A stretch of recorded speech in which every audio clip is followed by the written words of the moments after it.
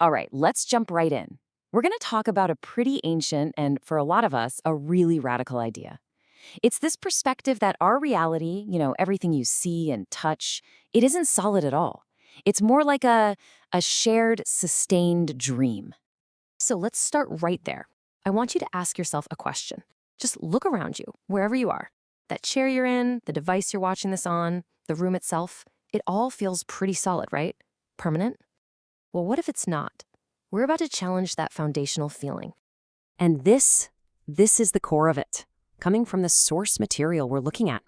It's a point of view from ancient seers that completely reframes what we call reality. It's not a fixed stage we're all acting on. It's a living, breathing dream that we are all together holding in place with our awareness. Okay, so if the world is a dream, how on earth is it so consistent? How is it held in place so perfectly? Well, this next part gets into the mechanics of it. And it's not magic, not in the way we think of it. It's actually a really precise function of our own consciousness. So first, you have to picture the raw material of, well, everything. The source calls them emanations. Imagine countless, and I mean countless, streams of energy all existing at once. Each one of those streams, each band, is a whole other world, a completely separate reality. It's kind of like a cosmic radio that can pick up an infinite number of stations at the same time. And here's the key.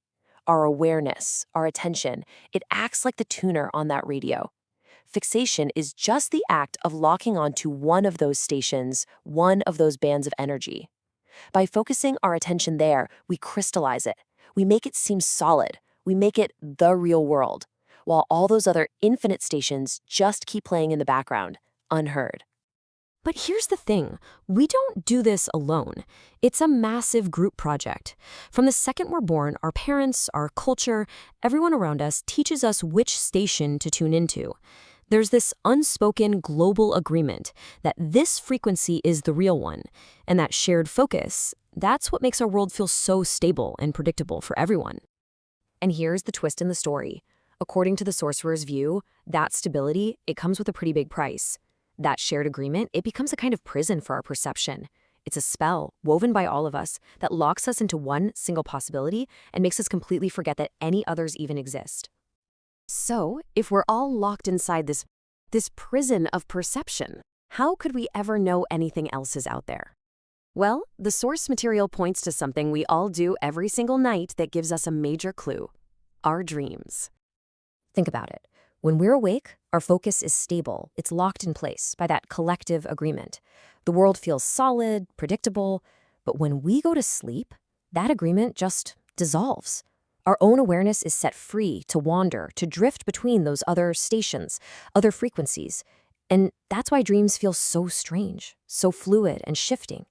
The only real difference between waking life and a dream is the stability of our attention. So from this point of view, your dreams aren't just your brain making up random nonsense. No way. They're actual experiences of other realities. They're proof that your consciousness can and does move around. Every single dream is a little reminder that existence is way, way more flexible than we're taught to believe. All right, this is where it gets fun. We're going to move from just talking about this to actually trying to feel it. The source suggests a really simple little thought experiment to get a sense of this for yourself, so let's do it together.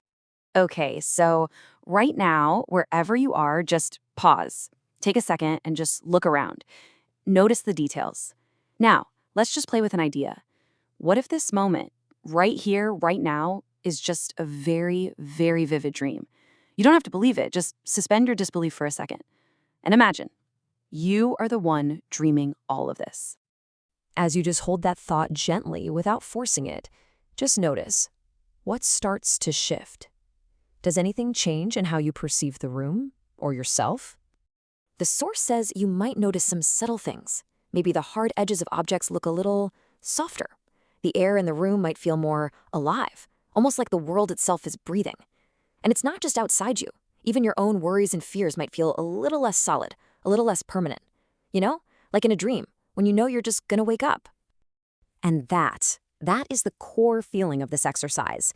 It's the shift in perspective from being a guest, a passive observer in a solid world, to being the dreamer, the one who is actually creating and shaping it all with every thought, with every single glance. So, you might be asking, what's the point? This isn't just a cool philosophical game. According to this way of seeing things, understanding this idea is the absolute key to unlocking a really profound kind of personal freedom. This is step one.